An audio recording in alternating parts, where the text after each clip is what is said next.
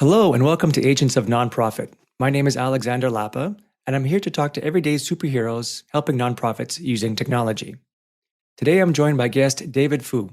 David, welcome to the show. Hey, Alex. Thanks for having me. So, for listeners who are hearing you for the first time, could you share a bit about what you are or what you do and what services you provide?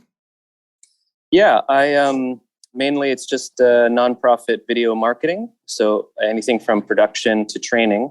Although this year we've had a full shift because of the pandemic to training, and we're finding that it's going so well. Teaching and equipping the nonprofit to do everything themselves in-house that we're thinking of just keeping it that way.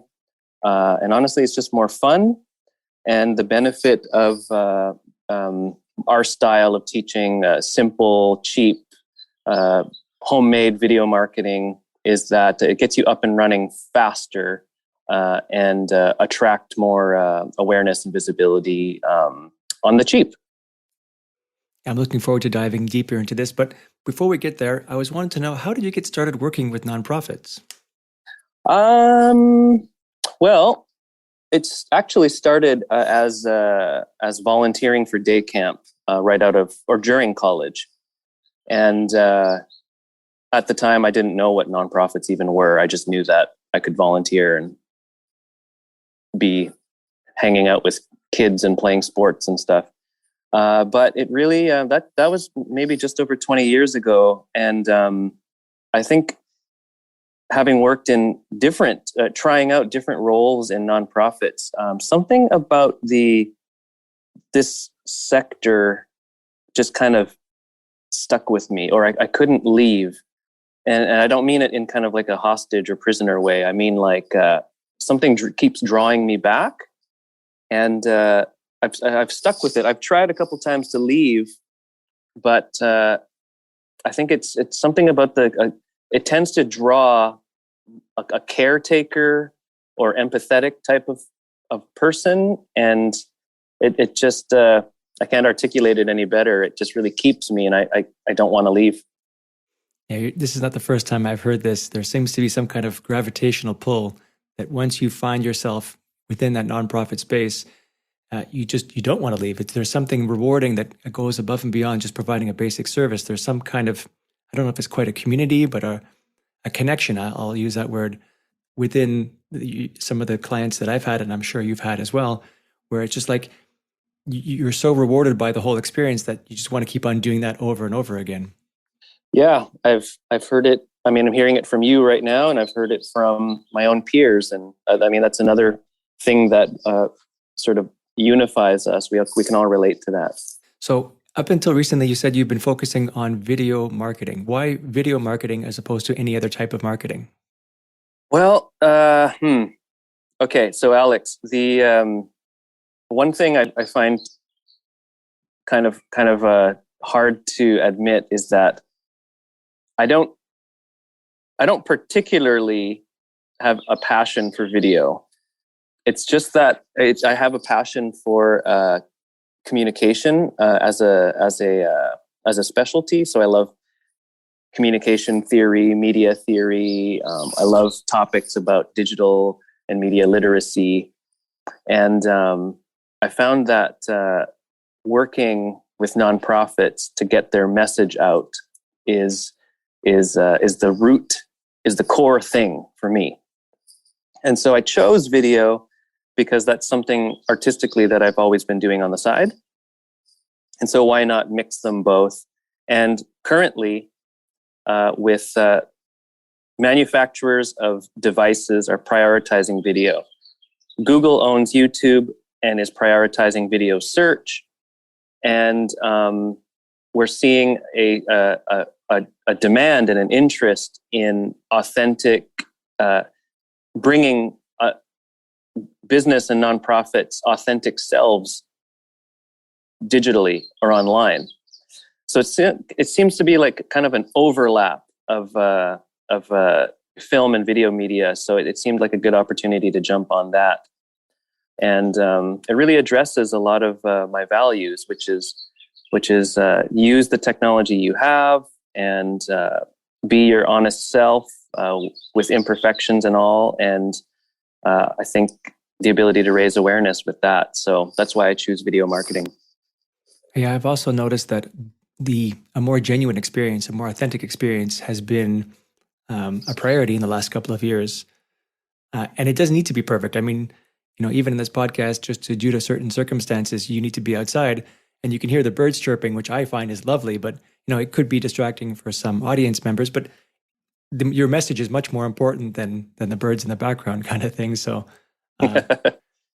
yeah. Alex, yeah. I just finished recording a podcast episode where I had the windows open and the birds chirping, and it changed the recording experience. And I think I just want to keep it that way. I like the birds in the background.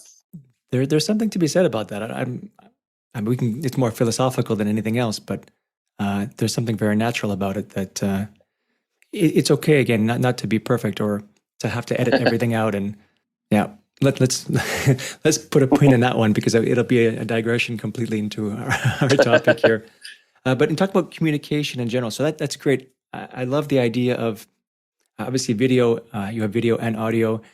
People get a chance to see you not only speak and how you speak and how you present yourself, kind of like a podcast that we're doing here, but also the hand gestures you might have, what you look like, how you present yourself, your background. So background being your actual background in your video.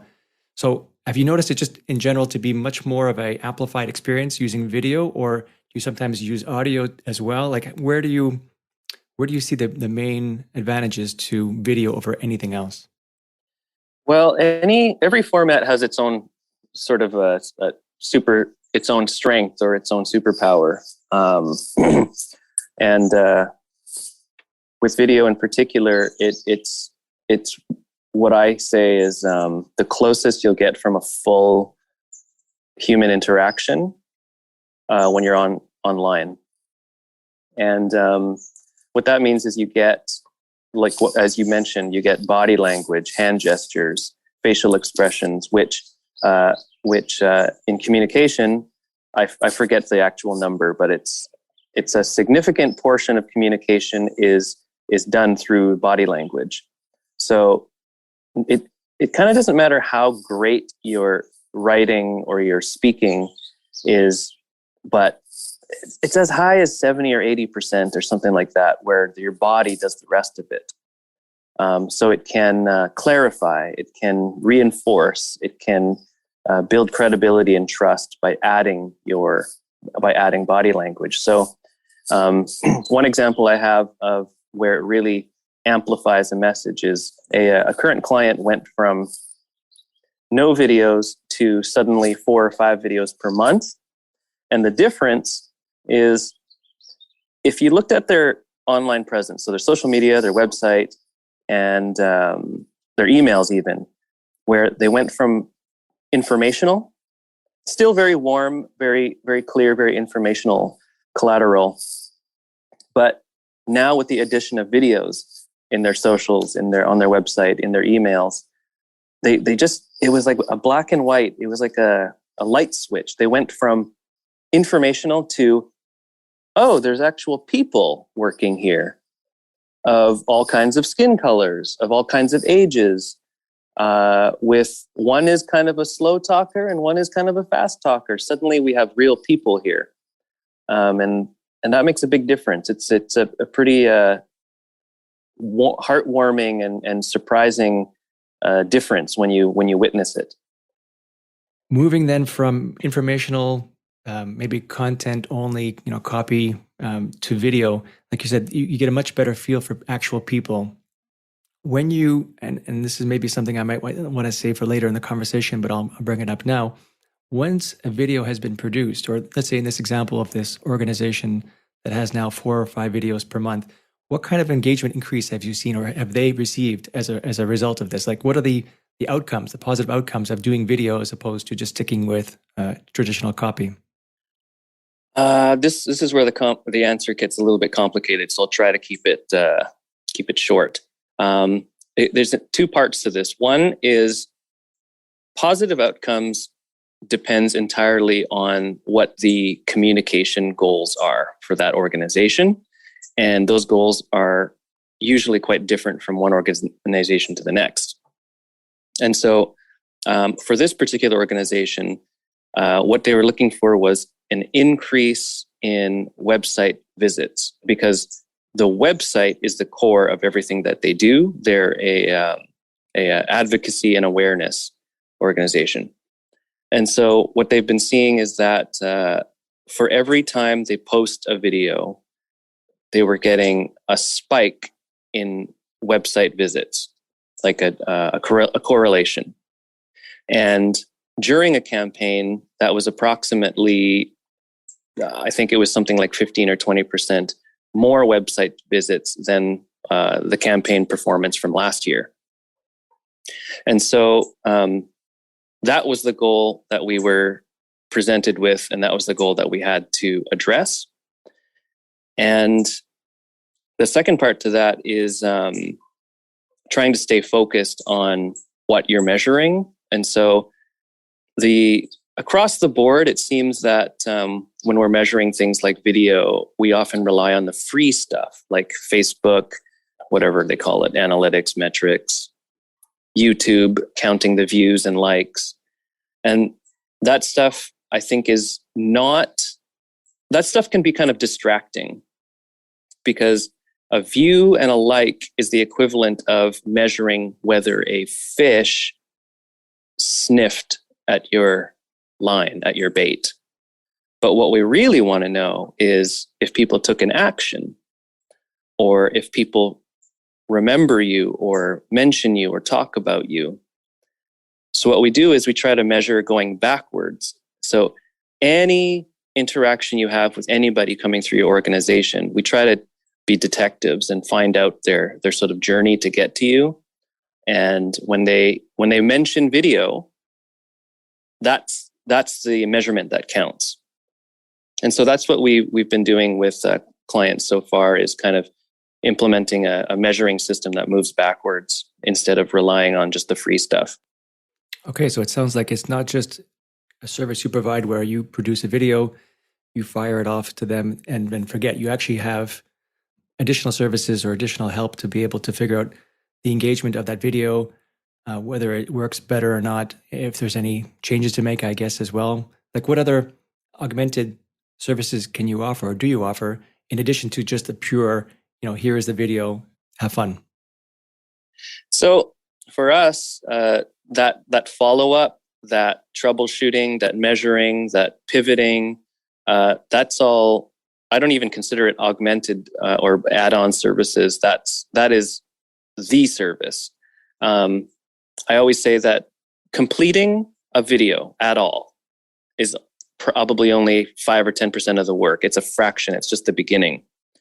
The work is actually in the posting, distributing, choosing your channels, maybe even going back and rewriting titles, rewriting descriptions, adding new tags. I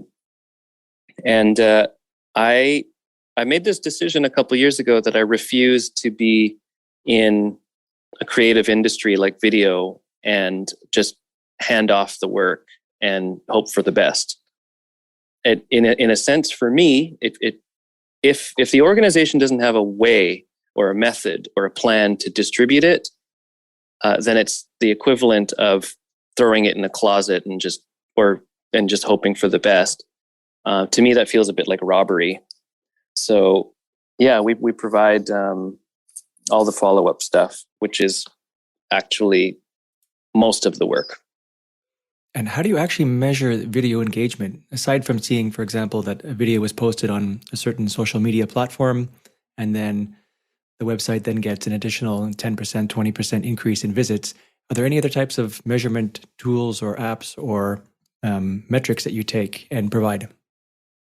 This is where I wish I had, I hate this word, turnkey solution. It's pretty custom for each client. And right now we only work with small clients. But, I'll give two examples. One, it could be as simple as a small spreadsheet where we have a few columns where all staff are equipped and must, like it is part of their work now, to ask and to really listen. Whether you're a counselor, whether you're front desk, whether you're an executive, going to going to meetings, and to really listen. Every time you interact with somebody, ask, how do they know about you? Why do they interact with you? And you can fold that stuff into conversations, and then come back and jot down a few notes. It should only take 30 seconds. And any mention, and actually this doesn't apply to just video, any mention of any format and any medium, you need to take notes.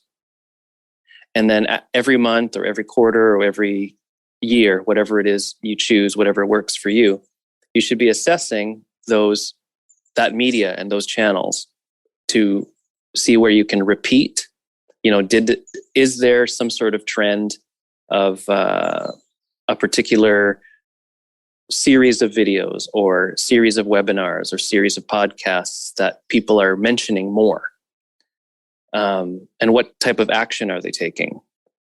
And so this is what I mean by kind of going backwards. The other example, besides just having a simple spreadsheet, is you'll have to put together kind of like a kind of round up what social media, and that includes YouTube or any external video player or video host that you're using, which metrics matter. And like I said before, it depends which organization you are and what your goals are. But for some organizations, like let's say you're a referral-based agency. So you are working in refugee and settlement, and you don't generally have a big online presence, but you're referral-based. So you have lots of partnerships across the country, and other agencies refer you. So we might identify from the very beginning that you're heavily referral-based. And so as a referral agency, your strength isn't in branding and promotion. Your strength is in partner engagement. How can I equip partners with more content? That content that they'll show each other, content that they'll put in their newsletters, content that they'll show their students and members. And so if you're using something like Vimeo or Wistia, they have great tools for tracking the source of that video. Did somebody click from LinkedIn? Did somebody click from a random search from Google? Did they click from an email newsletter? And so when we're focused on this one strategy, which is referral based, that's one way of measuring it, is the sources of clicks. Oh, now, would you mind if I gave one more example? Yeah, of course. Okay, so a third example would be if you were, we're going to get away completely from branding and promotion and talk about sort of more of an internal use of video, which is if you're working in development, you spend a lot of time around proposals, your videos, we might know from the beginning that what we're trying to establish is a video marketing strategy that's really private, really internal. And so you might start working on something like Loom, which is a great screen recording video app, or Wistia, which is a great place for hosting and measuring more private videos. YouTube and Vimeo are capable of these things. But let's pretend you are a fundraiser and you've set out a proposal for maybe a year-end push, and you have a PDF and you record yourself walking through the PDF. And so the first thing you're doing is you're experimenting and attempting to stand out with video.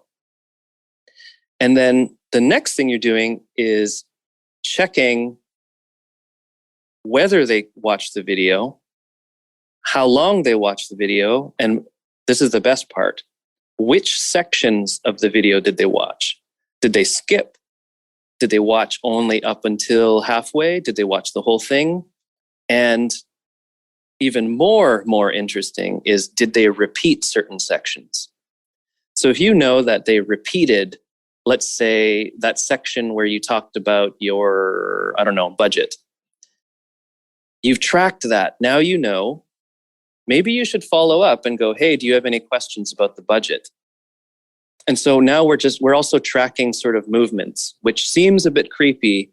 I don't know where the ethical line is to draw there, but that's just another example of being really hyper focused on one or two measurements using video. Especially if a certain segment is repeated multiple times, and especially internally as well, it might be an indicator that there needs to be another follow-up video, specifically, expanding that one particular topic. That could be interesting as well. So that's great to see it. Not only do you provide videos and produce videos that are meant to be shown externally, but also internally, as well as a type of training mechanism. Mm-hmm. You mentioned earlier that turnkey, it seemed like to be a dirty word. I would say that turnkey is actually pretty good. What I think you were trying to mention was cookie cutter, in that the service you provided shouldn't be cookie cutter. They should be tailored to the client that you're using, but it should be definitely turnkey or white gloves, because it's really a high-end service. And the turnkey in the sense that you come in and you really help them from start to finish. And by the time you finish, like they don't need to do much on their own without your help, kind of thing. Does that make sense? Yeah, I'm always open to being corrected. It may be that I have a misunderstanding of the word, but it's a very personal thing where I feel like the word turnkey I often associate with kind of quick, empty promises. But what you're describing to me sounds wonderful. So yeah, I'm open to being. I'm persuaded. Another topic you talked about was a bit about polling, but I was curious to know, like, in terms of knowing what kind of video would resonate best with an audience. Do you work with any kind of focus groups or any kind of polling to be able to figure out for your own education to say, okay, these days, for example, we talked about that people today prefer a more authentic, more genuine experience. Is that something you just kind of noticed over time versus you actually have your own kind of research data to support that? I don't work with anybody that does that. It's more of a continual upkeep on sort of market reports and communication research. And so, for example, I don't remember the person's name, but a product manager at YouTube recently spoke at a conference about how this might be biased on YouTube's part, but that the authenticity, there are certain cues for authenticity, and those types of videos tend to be winning all the eyeballs. You'll have to forgive me. I'm not good at memorizing sources, but there's a study that was done about volunteer recruitment and their impression of different types of websites they were shown. And one type of website was super polished, and another type of website was a little bit more grassroots and scrappy. They noticed that something about the grassroots website offered a little bit more credibility, especially for something nonprofit. Now, I'm not going to say it had what result it had on recruitment, but there was a sort of a qualitative observation about the sense of credibility and expectations from nonprofits. Another example would be that Coachella Festival? I do, yeah. Yeah, so every year I think that there tends to be a lot of sponsorship and partnership with influencers. And this year there was a massive drop in inviting Instagram influencers and more in TikTok influencers. And there seems to be some kind of correlation with influencers being less polished. So we're kind of like, I forget what the word is, being detectives and sort of deducing where things are going online. So it's just kind of a mix of communication research, cultural research, and market reports. And speaking of the polishedness, I don't know if that's an actual word, but the grassroots versus the more polished website, I think it's just more anecdotal as far as on my side.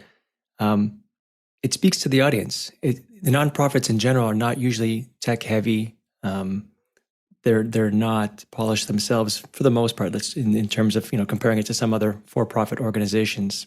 So if a nonprofit or people who are looking for nonprofits go to a website that's a bit more grassroots, it just, I think, resonates more than something that's super slick and with animations everywhere. It might not allow them to connect as well. And it's just, again, my own 2 cents, but I think that there's something to be said about that. Yeah, it's a bit of a complex topic, because the study did try to address this, but who is visiting the page? They were just focusing on volunteer recruitment, but they said there's more research to be done about donors, and then what level of donors, and then job applicants, and then the actual audience that's being served. I mean, they all come with their own expectations, and that's difficult. You mentioned earlier some of the advantages of choosing video marketing over other kinds of marketing options. Are there any disadvantages to a video marketing tool? Yeah, this is a discussion I like to have with potential clients. Sometimes we find that video won't be helpful, and often it has to do with a capacity issue. So they might not have the time, and they might be. I think that the person who should not approach video is, or the organization that should not approach video is the one who's looking for a magic solution to their marketing, and their raising awareness, and their fundraising, but they just don't have the time. They don't have the time to adopt the new technology, or more importantly, they might have the inspiration and energy to start it, but they won't have the energy to maintain it, to follow it, to track it. It's an entirely new skill, and the organization might not have a different type of capacity, which is just the capacity to speak, the capacity to put yourself forward, to get on camera, or to even speak in audio. And another thing that I can think of would be, you just might not be the organization that needs to even put for a more human digital step forward. You might be one of those organizations that works very privately. I think foundations are like that. I think that some organizations work in domestic violence, and you want to sort of show that you have a level of respect and privacy. So, yeah, that might be. But that tends to be the organizations I say it's okay to stay away from video. There's so many other ways to do things, like podcasts, for example. You mentioned, though, training. Is it something that you would provide a nonprofit who is looking to do video, may not have the in-house experience just yet, is interested in learning, wants to be part of that new movement? I'm not sure it's a new movement, but wants to move in this new direction, let's say. Doesn't have quite the skill set today, but wants to grow. Do you provide any kind of training to help them along that path? Yeah. So far with the training, there's kind of a long discussion before working with a client, and that's to sort of investigate and find out how they work internally, and just have that honest conversation and find the truth about whether they can take this on.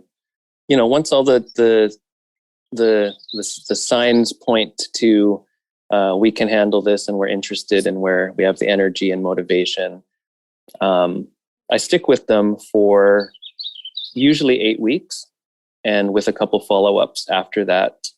And the systems that are in place are as simple as possible, and they're able to keep up.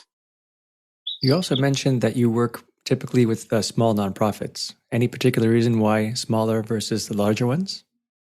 Mainly my own capacity, Alex. I find that between video production and training over the past couple of years, I've noticed that with larger nonprofits, and I admit it could be my own fault, it's hard to stay top of mind with and competing with thousands of their internal priorities. And so for some reason, even though the small nonprofits have 1,000 priorities or more, the expense or the investment seems to make it that they want to get something out of it. There's more at stake. Do you know what I mean? So, and I find that with a smaller team or with a smaller group of people, me or the project seems to stay top of mind, and there's an excitement to get on phone calls every week. Yeah, I don't know. That's the best way I can describe it. That our work seems to stay top of mind on a smaller team, and that's good for me, so that I can keep them. So that we can actually accomplish the project instead of get it lost in the mix. That makes sense. So who decides then the video script? Like, or maybe even before we get to that question, let's say a nonprofit identifies in some way that they are considering working with and getting a video produced. How does a typical engagement work with you? And how do people find out or discover that they need a video, or they're thinking about getting a video? And then how do you guide them along the overall high level process of, deciding the script, deciding the music or any kind of video elements, and so on? We provide two services. One is the video production, and the other is the video marketing training. But what both services have in common is, once they decide that they want to have video in the organization, it always starts with a couple of sessions that take a couple of hours each. So they're given homework before coming to this phone call, and that homework is to gather as much information as possible about their communication channels, what's going right, what's going wrong, what they wish for it, and tell me about their audience, and tell me about their audience segments, and tell me about their story, their values, their mission. Just gather all of that sort of communication related stuff. And then we sit down for these sessions, like I said, which are 2-hour sessions. And what happens is we kind of just make a mess and go through it and try to look for those opportunities where video could really enhance something, or where video can really address a specific thing that organization is trying to achieve. So that's the first step. And then following that? So after we have mapped all of that stuff out, I propose sort of an order of things, or a plan, or a proposal for which videos to make and how we can best position them. And so for every organization, that's different. And often it could be a 30-second video. It could be a 5-minute video. We just don't know, unless it depends on the organization. And then we kind of go back and forth to figure out what would suit the organization. And then we get into pre-production.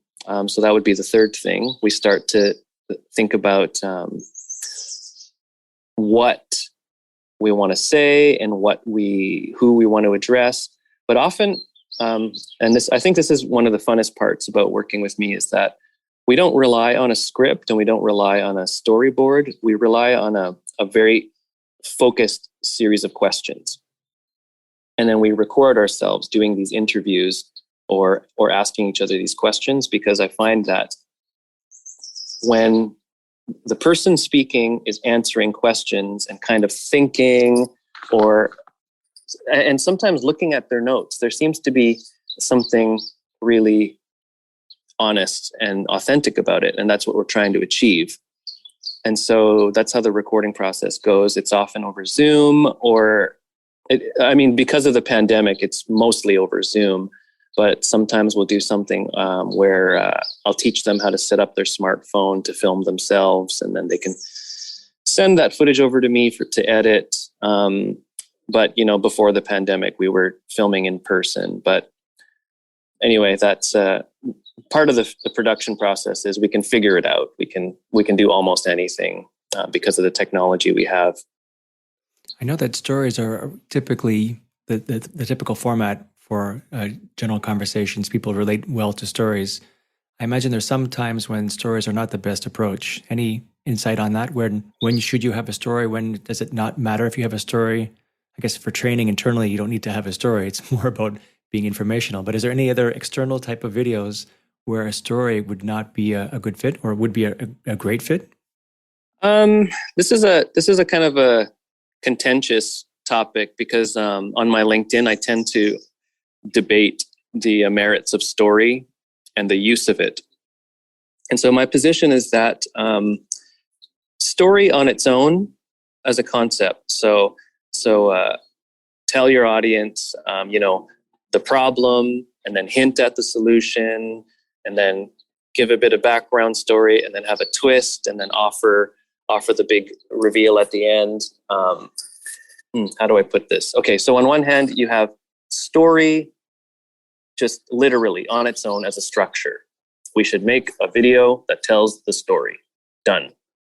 And then there's sort of this more holistic approach where we understand that visitors and viewers come with their own stories and we have to fill in the gaps.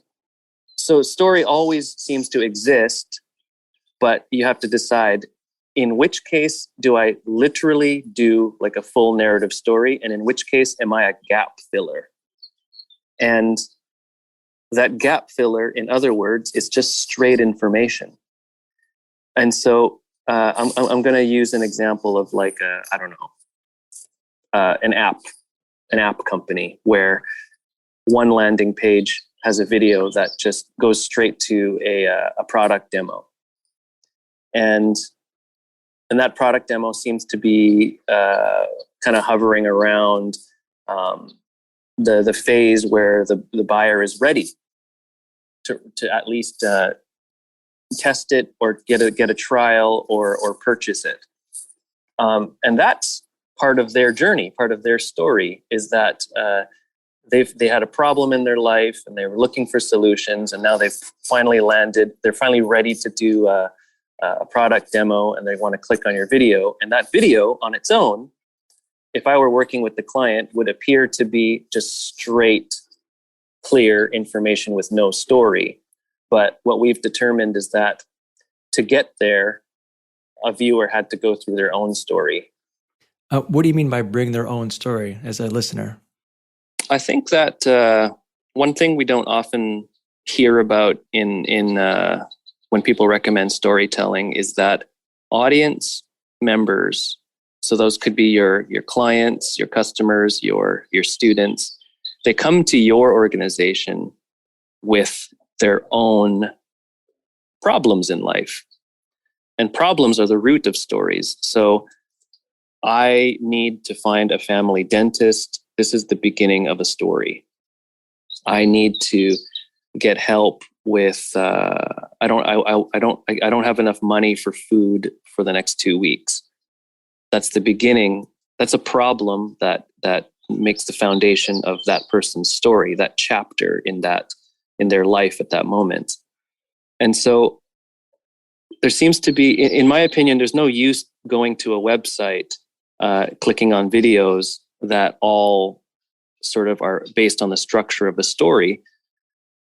You or whoever is in need, who needs help, who has the problem, they come to your website looking for the answer to their problem. So we don't have to make videos that introduce a problem and then introduce a solution. Sometimes we just have to show up with the solution, and that solution is just a straight up answer. It's just boring information, but it's boring to us because it's just straight facts, but it's not boring to the person looking for help. It's probably the best thing they've heard all day. And now you're presenting them the solution part of their story. Yeah, that makes total sense. Taking a step back at a higher level as well, I'm curious to know, are there any technologies or a CRM, let's say, because, I love talking about CRM, any kind of information or technologies that nonprofits have or use that is in your advantage in the sense that you're able to produce better videos or more accurate videos or more informational videos, greater content if they have certain apps already or certain CRMs already? So, Alex, I don't have very much experience with CRMs because my clients tend not to either maintain a very good CRM process or generally feel ready for adopting a CRM. But the only time I've experienced where it could really help with video is the ability to. I talked earlier about listening and asking your clients and your participants and your members about how they came to find you, and taking those notes to a spreadsheet. Well, if there's a CRM system in place, that CRM is the spreadsheet. It's the place to put these notes and possibly tags and sort of look at that data over time. And so this is where I'd like to ask you, what would you recommend for that kind of implementation that I'm talking about? I think the key element is knowing your audience, knowing who you want to engage with. So if your video is for your donors, or maybe your mid-level donors, knowing who they are, what's important to them, having that access or having access to that information within your CRM can be very beneficial. If you're trying to reach an audience you don't even know of, like you have to rely on outside information or focus groups, like I mentioned, or other sources to be able to target what you're trying or who you're trying to reach, it gets more complicated. So trying to keep everything, at least the immediate audience that you're trying to reach, the ones that you're connected with and want to expand towards, having a CRM and a good one, and up-to-date one is, I can only see advantages. Are you at Salesforce? So I've never used it. Is there a way to sort of know which videos certain people watched or interacted with? I don't know, actually. No. It would be interesting to know. And just, I don't know if I ever mentioned this before, but I'm happy to explain. So I don't technically work for Salesforce. Salesforce as a company usually only, they've been changing their kind of business model recently, but they typically just sell you the Salesforce platform, the CRM. And then they work with partners like myself to implement that platform for a particular organization, like a nonprofit. So, okay. There's a slight distinction there, and sometimes it's a bit different. Nonprofits or different CRMs rather have different business models, but that's Salesforce's. I see. So, what does the future look like for you? Where would you like to see yourself in the next couple of years? Well, at the moment, I'm very happy doing what I'm doing, and I'm only doing it part-time because I'm the majority of my time I'm watching my toddlers. But as soon as they are old enough to go to school and do more activities outside of the home, I'd like to just grow this and do this full-time.